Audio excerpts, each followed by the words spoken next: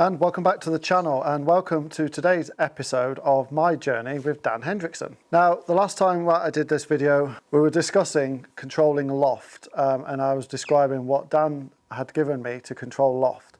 Well, this time when I went and saw Dan, we worked on something different, and this was me bringing the club on the inside of trying to keep it parallel on the takeaway. So we're working on the minute, finer details now. To try and just get me better launch conditions and a little bit better distance with my iron, so to speak.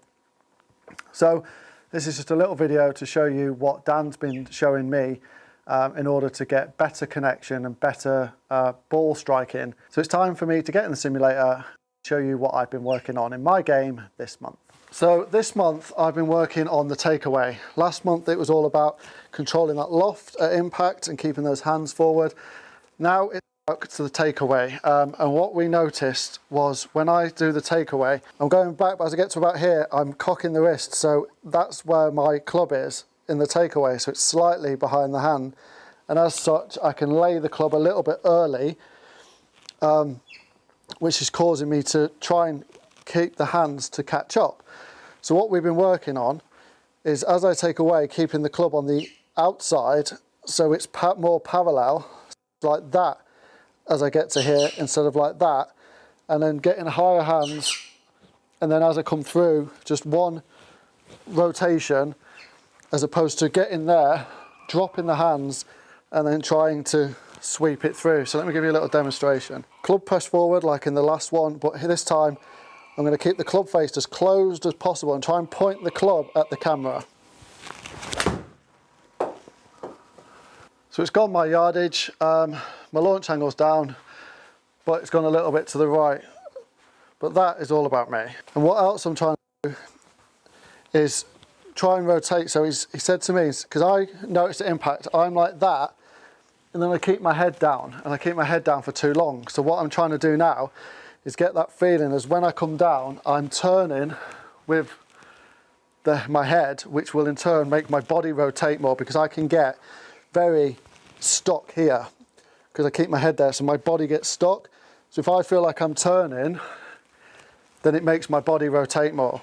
So let's try and do that.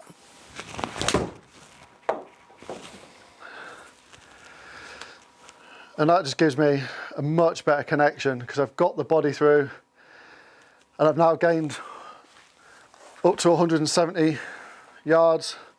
The launch angle's down at 23, but the speed is more or less exactly the same, but the launch condition is a lot better because of that rotation. And the one final thing that I can do sometimes is I can catch the ground just before the ball.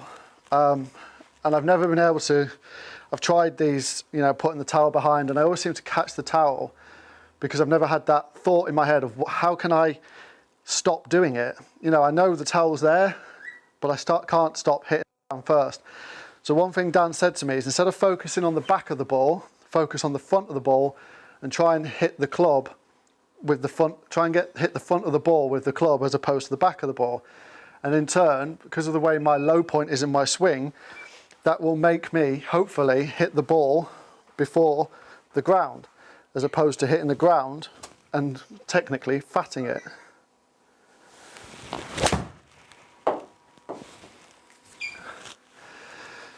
And again, just straightens up that ball flight. And we're 169 yards now. So I've kind of gained, my average was between 150 to 160 with a 7-iron. I've kind of gained about 10 to 15 yards just by doing this and giving myself better launch conditions. But if I go for it faster, instead of just a controlled swing, which is what I'm trying to do, I'm one of these people, as you see from my channel, I try and hit the ball as hard as possible, get the ball as fast as possible. I've kind of started to learn now that it's all about the launch. It's all about the conditions at impact, not necessarily the speed of your swing. Because if I swing faster, then all sorts of things can go wrong. Just thin it, and it goes out to the right because I've lost all that control. Yes, all right, I've gained yardage, my launch is down, but I thinned it. And in reality, I gained about 4 mile an hour ball speed by absolutely lashing at it. Whereas if I just do that controlled swing, keep the club on the outside, focus on the front of the ball, and turn as I rotate through.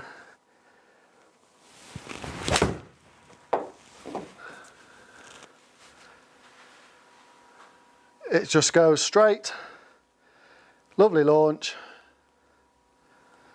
164, and the ball speed is 5 miles an hour down on trying to lash at it. So in reality, my swing is pretty much the same kind of speed, but I'm controlling it more as opposed to lashing out at it more. So just have one more. Club on the outside, higher hands, look as I rotate, focus on the front of the ball. And I got that one cleanly. But after that one a little bit more, so I've got the same yardage, but the launch would have been a lot higher and a lot more spinnier. So the speed's there. It's all about, for me at the moment, it's all about controlling the club as opposed to hitting it as far as humanly possible. My mentality's changed, and it's the same with the driver, it's the same with everything. It's all about a controlled swing as opposed to lashing out. And if I want to just do a lovely controlled swing, 140 yards say, into wind, it's just lovely and controlled, and 140 yards on the nose. It's just given me a lot more control with my golf swing as opposed to lashing at it. I can now control the ball so much better with just a few more swing thoughts. And this is what we're doing with Dan now. It's all about the minor things as opposed to massive swing changes or big swing thoughts. I've got the fundamentals down now. It's all about the minute detail about where my hand is, where my wrist is, instead of coming back, keeping it upright. And you can see for yourself, it's just completely transformed the way I think about golf and my ball striking. And I'm actually thinking I'm swinging it 3/4 swing, not really putting the effort in as opposed to lashing at it. Yeah, that's my progress so far. So there, as you can see, a lot has changed since last month. Not really a lot has changed when it comes to the swing, but now I'm focusing on those minute details. I'm able to control the ball better, my dispersion's better. You know, there's some out to the right and left there where I was showing you like proper lashing at it. But I just feel I've got so much more control over the ball, so much more control over distance, because instead of getting in my mindset I must hit everything as hard as possible, I'm actually hitting it further by swinging it slower. It sounds stupid, but because the conditions, the efficiency of the club is so much better, I'm actually getting better distance, better control and better dispersion, as opposed to trying to just leather everything. And that may surprise some of you on this channel because I'm all about leathering everything. But if I want to get better at golf, I've got to start controlling the ball better. Anyway, that's just a little update on my journey with Dan. I'll do another one a month after I've seen him. I'm seeing him every single month. If you're going to do lessons, in my opinion, you've got to keep doing banks of it. You've got to commit to lessons fully. It's the only way to get better, because otherwise you just start creeping back to old habits. And before you know it, you're back in your old swing. So you've got to commit to a bank of lessons. That's my personal opinion, but it's all down to finances. But I've been Lee Whittaker. That's been another episode of my journey with Dan Hendriksen. If you are new here, please remember to hit that subscribe button over there. And also on my social media handles, which are also coming out down below. That's where I do most of my daily updates and chat normal rubbish day to day on Twitter mainly. But I've been Lee. Speak to you soon and have a good day.